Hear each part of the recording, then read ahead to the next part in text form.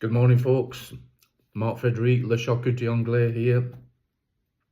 I just want to put to bed some information about T-bone steaks, Porterhouse steaks, and Florentine steaks. Okay, the difference. Well, in British terms, if I may start with that, a T-bone steak is obviously T-bone shaped bone. So you've got half of the vertebra at the top, and you've got the down piece which makes the T, and on one side you've got some part of the tenderloin, and then on the other side is the sirloin. So you get the picture. Those of you who are in the trade, you get the picture. But I'm pointing this mainly at you in the trade, for those of you in the trade, because a lot of you don't know what it is, or some of you have given me personally answers what you thought it is, well, particularly Porterhouse, telling me what it is, or what your thoughts are, what it should be, and it's not. So let me just clear this up for once and for all. So that's the T-bone, okay? Now, in Britain, normally when we cut a T-bone, it's round about, inch and a half thick. That's about normal size, especially if you're generous. And but it just needs to be thick enough so as you can cook both sides without too much drama. And the specifications of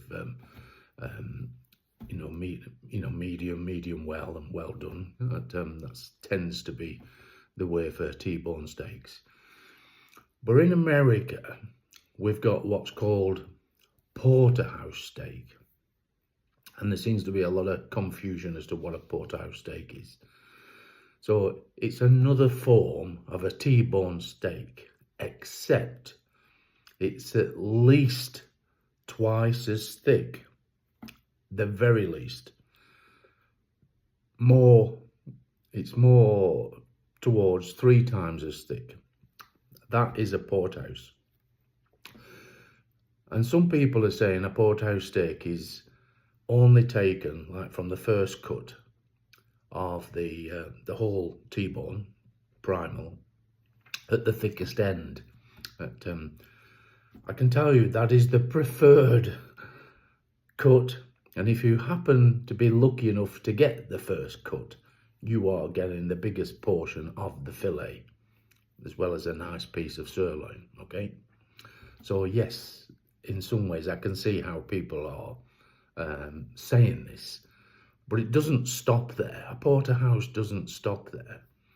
And a Porterhouse can be the same cut anywhere along that primal, except you have to think about the tenderloin has got a thick end, and then you've got where the tail end is, where it's very flat and narrow in some cases. So if you was to serve up a T-bone or a Porterhouse, which is a form of a T-bone, with that flat end, that tail end, then you need the back of my hand, because that's terrible. That nobody wants to be serving that up.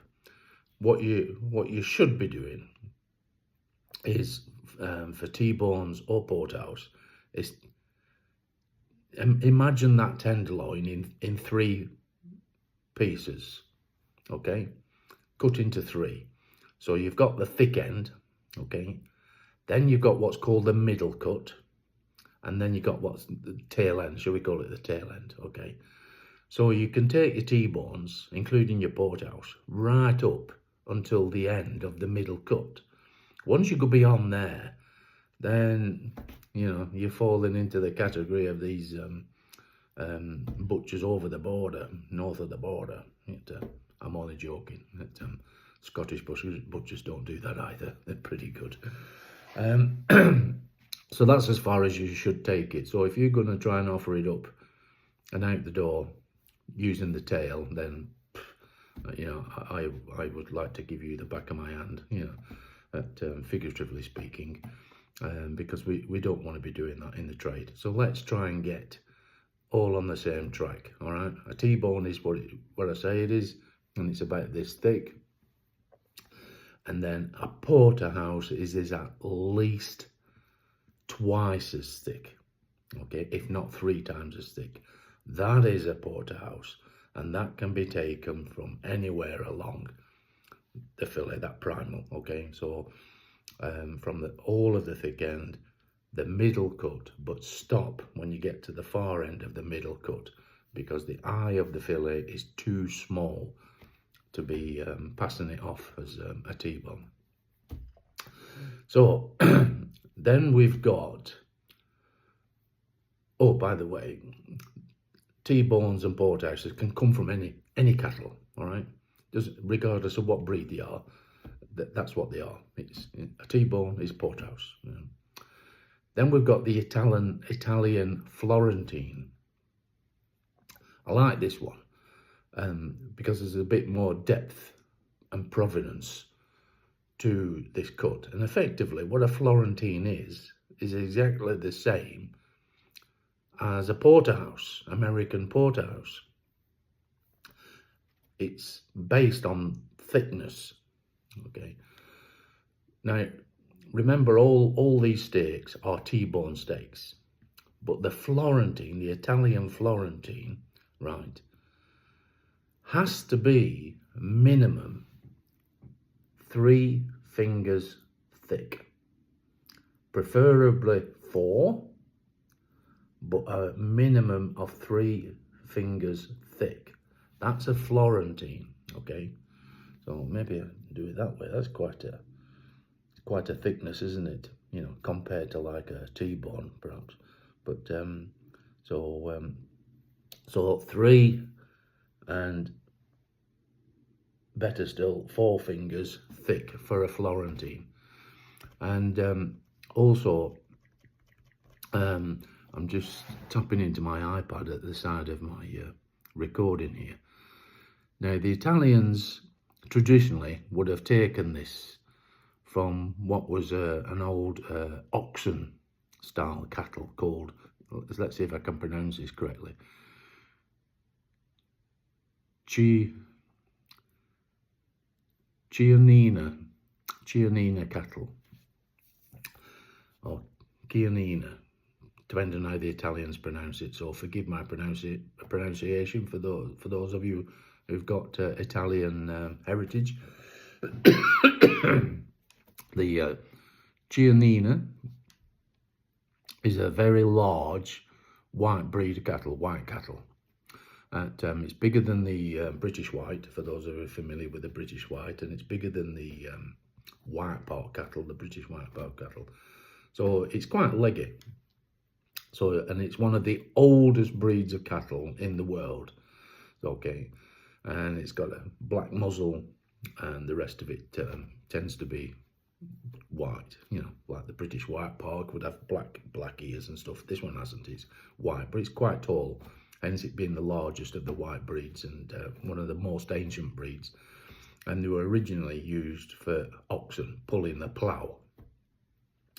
Now, the Italians are saying if you're going to, traditionally, if you're going to have a Florentine steak, it has to come from this breed.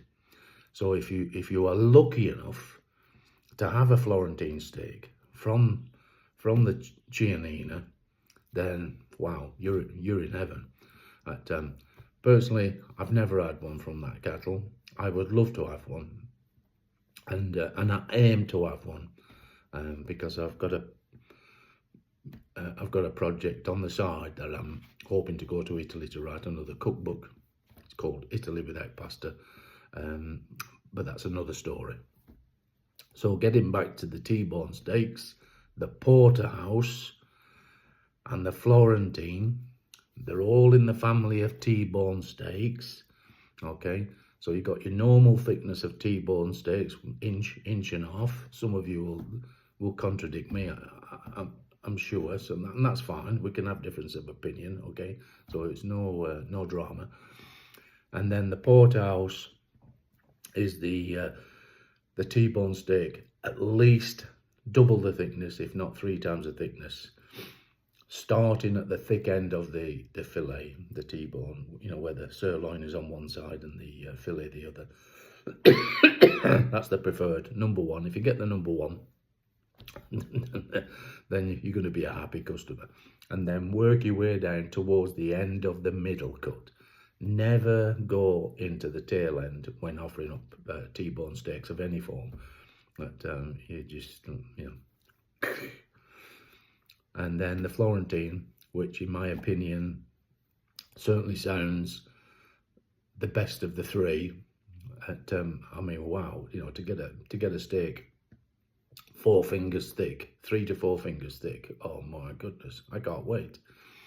And for it to come from this particular breed, the Chianina, then that's got to be an ultimate experience. You know, it could be for me a one-time experience. I've been waiting all my life to do it, to have it, and I still hadn't got it. So it's on my tick list. So there we are. So I hopefully have explained away T-bone steaks, porterhouse steaks, and Florentine steaks. And if you're claiming anything different, then next time I see you. In the meantime, buy me a coffee. Get down there in the link.